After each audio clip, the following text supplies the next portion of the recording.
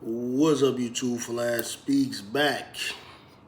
You know what it is, Philadelphia Eagles, Cowboys drama. I love it, man. Just going to speak a little bit about the landscape of what's going on in the league right now, man. Dallas Cowboys, as you know, is not my team. I couldn't care less, really, what happens with them, but,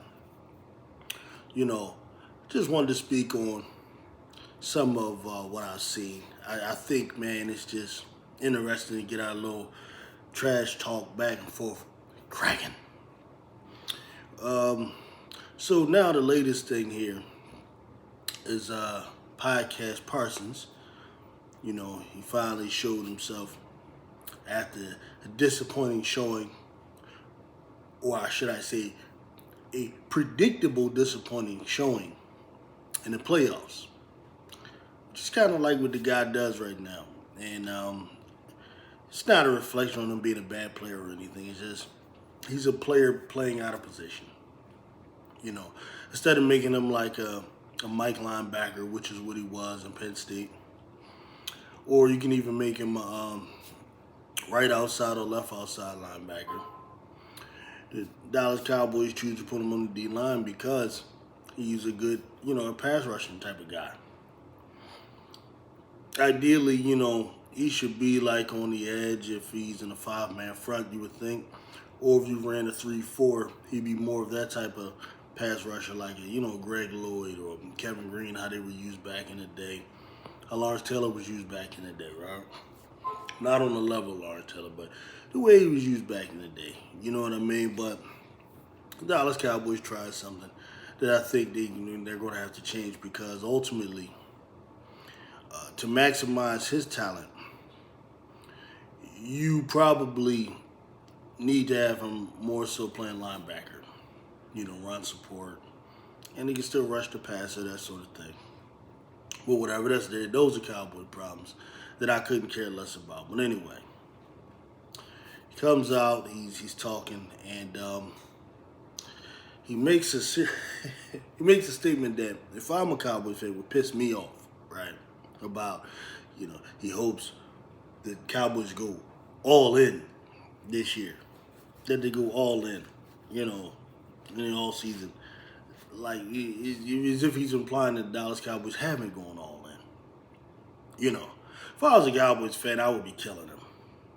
I'd be killing them. But Cowboys are an interesting group, man. Now, let's say towards the real ones. There's some real Cowboy fans who want to be real about Dak Prescott. They're real about the situation, their ownership, their prospects of winning. They're real because they've seen enough and they can, and be real about it.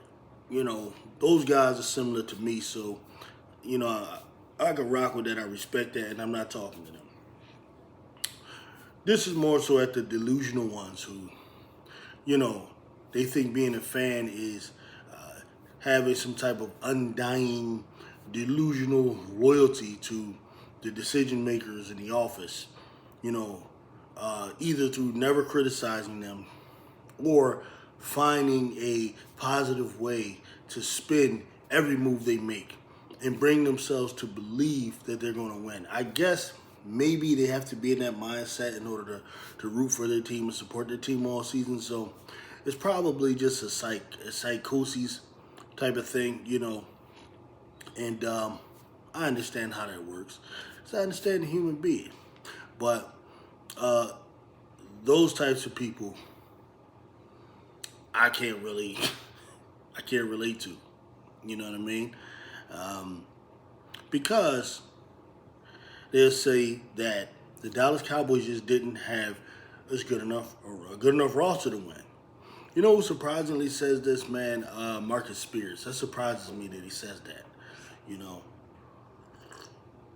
He uses that as an example. The Rams, when they spent all that money or all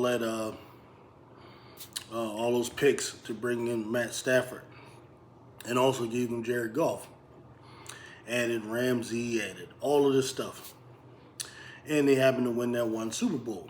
For him, he believes that this is the blueprint that Dallas must follow. You know, like go at it, and then in the middle of the season, he wants them to make these big moves and get these big name talent and all that kind of stuff. He thinks that would somehow bring them over the top. Hey, look, it's a theory. Everybody has a theory. One theory may not necessarily be better than the other, but this is the thing that's undeniable. Excuse making can always be done. Making arguments for this or for that can always be done. But reality is reality. If you're a Dak Prescott supporter who believes Dak Prescott is good enough, to win the Super Bowl, but there's always something else going on or there's a team thing, it's easy to look at what happened this year against Green Bay and then say, the defense let us down. Because Green Bay was just running, slicing through them like butter. This is a fact. The defense let us down. See, this is what we're saying, if Dak Prescott had a defense like the 49ers or defense like the Chiefs, we would have won. Okay? But then the question is, what happened last year when you were in the playoffs? And the defense only gave up, 20 points? Why'd you lose then? How about the year before the defense gave up less than 20 points? You still lost to the 49ers, right? And then as far as the argument goes with the talent, do you believe you had less talent than the Packers? Then why'd you lose to the Packers? See, that's the question, that I think it's fun for Dallas Cowboy fans and content creators to ponder over. How did you lose to a Packer team that nobody all year said had less talent than you, right? Now, listen, I get it. You can come at me all day and be like, man, you need to worry about your Eagles. Your Eagles are this and that. Hey, listen, I feel you. The Philadelphia Eagles, and the Dallas Cowboys, honestly, in some ways, we're not that different. Both teams have owners that I feel meddle too much. That both owners believe they know the game of football. So they want to decide who the coaches are as far as the assistants for the head coach. They pretty much both avoid grown men head coaches. Even though one would argue that grown men head coaches were both the best examples of successful coaches they've had. For the Dallas Cowboys and Jerry Jones, the best coach they ever had, clearly, was Jimmy Johnson. Put together the best Cowboys team for at least a 5 to 7 year period that we've ever seen. Better than the 70s teams they had, Better than anything they've put forth lately. Philadelphia Eagles had two great coaches, in my opinion. Dick Vermeil. And then, of course, Andy Reid. Andy Reid having the largest sample size, we look at him and say that he showed the Eagles really what they need, or gave us some ideas of what they need in a coach and the way an organization should be ran. But both, I don't know, for whatever reason, have decided to go a different route. The route of the owner and general manager really having all of the power and all the say-so, making all the moves and decisions, and having coaches kind of be lame duck guys who are carried by the coordinators and that sort of thing. Dallas, though, at least they do have Mike McCarthy, a guy who was proven somewhere else, who did win. That's a little step over, say, Nick Sirianni, who I still don't understand the hire of a Nick Sirianni. I really don't. Though I acknowledge, he has some good spots, some good situations where he won. But it's kind of easy to just point to Shane Steichen for a lot of that success, unfortunately. But really, my point is, the two franchises right now aren't that different, and both franchises run the risk of being left in the dust, actually in the NFC. We've both been surpassed by the San Francisco 49ers, who to me are not all that. That team is a good team, but definitely flawed, especially in the quarterback area. Those who know. Cam Newton, spot on. Those who know. And that will be exposed very soon, what we're saying. But we also now run the risk of being surpassed by both the Green Bay Packers and the Detroit Lions. We run the risk of that happening depending on what moves we make here. Neither team went after Bill Belichick, which is unbelievable, unbelievable. Avoiding the grown man coach, avoiding the guy that's going to come in and will fix and clean up everything. But for whatever reason, they think they know best. They think they know better. And I'm glad, at least, that the Dallas Cowboys did not go get Bill Belichick. If they did, I would be a very sad man right now. I would 100% believe that we would have no shot next year. Now, a lot of you guys, man, you think Bill Belichick is overrated, or you think he only won with Tom Brady and all of that kind of stuff.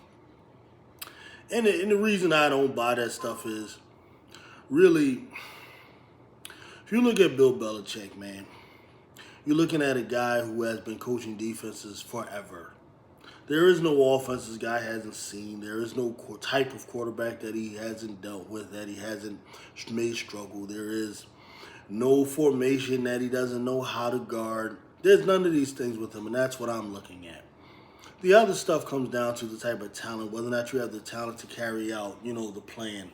And Bill Belichick, honestly, you got to be real, he hasn't had the type of teams that would allow him to compete. He took a chance on Mac Jones, which was kind of the chance, and that didn't work. Of course, before that, he tried with an over-the-hill Cam Newton, who really suffered a lot of injuries, was pretty much done at the time. So he really wasn't able to he didn't realistically have teams that would compete. Like, we got to be honest about that. You give a Bill Belichick a roster like what they have in Dallas, I would be scared to death, okay?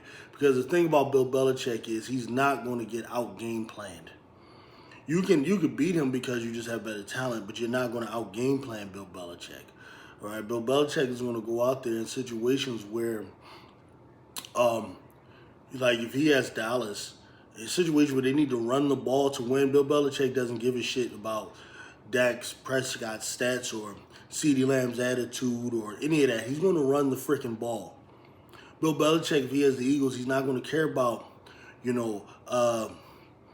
A.J. Brown, being upset or any of that. He's going to do what needs to be done to win the ball, right? Win the game. And that's really what you should value, what you should look at.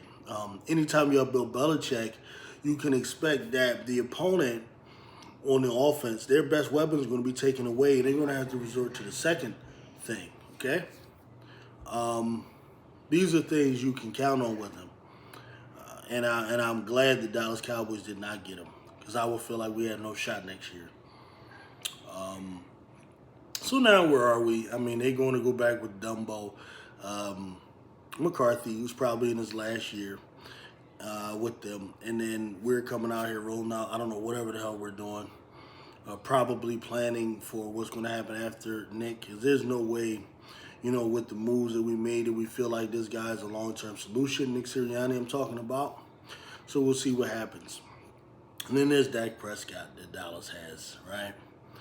At least we ain't got that problem, okay? We have a quarterback that we're certain in.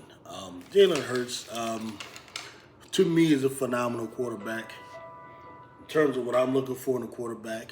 A guy that is absolutely obsessed with being great. A guy that's going to put the work in. A guy that's not going to let a stumbling block like he faced this year stop him from doing what it is that he has to do. He's not going to. This is nothing compared to the stuff this guy has been through in his career. Every year he's played, one could argue he's gotten better. Now this year, I would say, along with the whole entire offense, they did get stale. There's no doubt about it. But even in this year, he showed me some things that I was really, really impressed with, especially when you're talking about winning that game in Arrowhead, um, winning that game, going toe-to-toe, competing with Josh Allen, the first Cowboy game against Dallas and them. You know, I saw a lot of things that I did like because I look for certain qualities, right? There might have been, they weren't always the results you wanted. I hated what happened against the Tampa Bay Buccaneers, but me being the Eagles fan and watching every game and watching every snap that Jalen Hurts has ever taken in his career, I have a better insight as to what is the real causes behind these things than some of you haters and some of you trolls. Right. You study. I think what happened was Jalen Hurts found himself under a head coach, Nick Sirianni, who just relied on him too much, oftentimes. And it's clear. If you go back last year and you look at games where he was blitzed heavily, like the Detroit Lions game, go back. I challenge you to go back and look at that game. The Detroit Lions game, first game of the year, where we were in a shootout. The Detroit Lions blitzed Jalen Hurts heavily, a lot, often and a lot. And you saw what he did. He would run out of the blitz. He was able to run away with it, run out of the blitz. Okay, this was when he was 100%. You're talking about the first game of the week. That's what he did. And you were able to still put together about 38 points. When you look at the game against the Arizona Cardinals that happened, the Arizona Cardinals blitzed the hell out of him. And he was able to make a lot of plays with his legs and do things like that. And I believe what happened is Nick Sirianni and company was not smart enough to recognize, okay, this could be a potential problem. Right? They took for granted Jalen Hurts' athletic ability and his ability to beat blitzes and get out of blitzes, and they didn't give enough attention to what happens in a situation where he's a little hampered, like he was this year by his knee, where he's not, he could run a little bit, but he wasn't the same him, right? And then you have situations where teams start to key in on it and so on. For me, this was a failure on the part of the coach more than anything for not instilling, quick reads, hot routes, and those different things that are traditionally the way you beat a blitz. You saw situations where he's blitzed and there's nothing in the middle of the field to beat while he's being blitzed from the middle. This is inexcusable, and those things fall on the coach. So I look forward to what's going to happen this season. An offense with a lot more motion, an offense with more running the ball from under center with Kellen Moore. So I expect Hurts to span MVP next year if he stays healthy, without a doubt. That's what I expect, man. We're talking about a guy this year who accounted for 38 touchdowns, passed for nearly 4,000 yards, 15 interceptions. Listen, I've seen Peyton Manning throw over 20. I've seen Drew Brees throw in the 20s. Like that don't really do it. I don't care about that as much as a lot of y'all. I don't care. You're not going to convince me to care about 15 interceptions like that. And what I don't like are interceptions that lead to game losses, right? If a guy throws an interception early in the game or even two early in the game and you still come back and win the game, you stop that and you win the game, I don't care. If an interception is just on a Hail Mary or an interception is just on a long ball where you're taking a shot, before halftime or something like that, like I factor all of that in. What I don't like are like nervous boy, scared guy interceptions or, give up play interceptions. All interceptions are not treated equal for me, so I don't really care about that as much as some of y'all. Y'all can care about that all you want. Whatever. That's you. But Jalen Hurts is a phenomenal quarterback. He'll be back. Dak Prescott, on the other hand, very good quarterback as well. Very productive, especially in the regular season, in particular against competition that he's expected to beat. Had a good year this last year. Regular season was MVP runner-up. Probably the Lamar Jackson made All-Pro. Good stuff.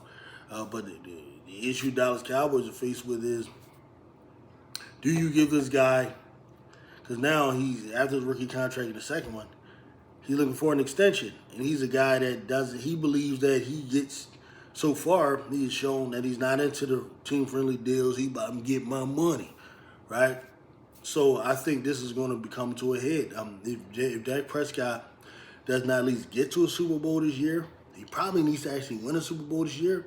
I think Jerry Jones moves on, keeps him this year, but I think he moves on, man. Like Trey Lance is there, is pure leverage. Any guy he might try. It's like, why not? If I take Trey Lance, who's going to cost less, and I load him up with a roster, why not do that? Look at what happened with Jordan Love. Why couldn't that happen with Trey Lance? I think these are the things Jerry Jones are thinking. If Dak Prescott plays hardball, I think he lets him walk. It would be smart actually to try to trade him and get something, but I think if he tries to play hardball, that's what I see Jerry Jones doing. That's what I would do, especially if Dak next season has a season like this year. It's not that he's a bad quarterback, but it's like you're talking 10 years now. 10 years now, man. With a guy that hasn't even gotten to a championship game.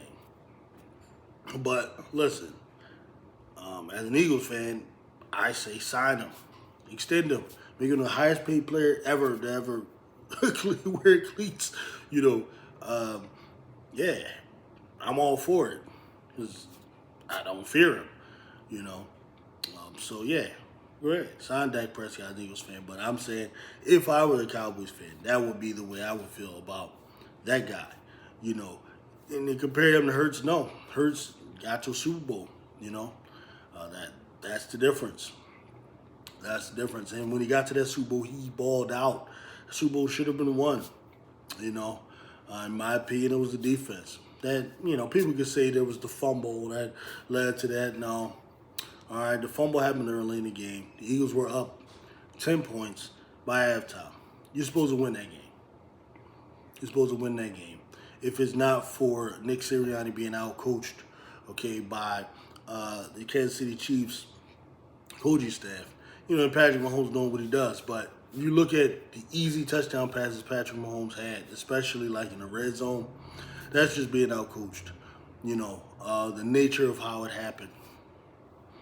It's being out-coached, man. I feel like my quarterback was up for the task. End of the game, he tied it up, all of that. He was locked in. You know what I mean? And it's one thing to lose to Patrick Mahomes, to get eliminated. It's another thing to just lose to just any and everybody. One time it's Garoppolo, then it's Purdy, then it's Jordan Love, then it's It's like, come on, man. At some point you gotta make a breakthrough. Yeah.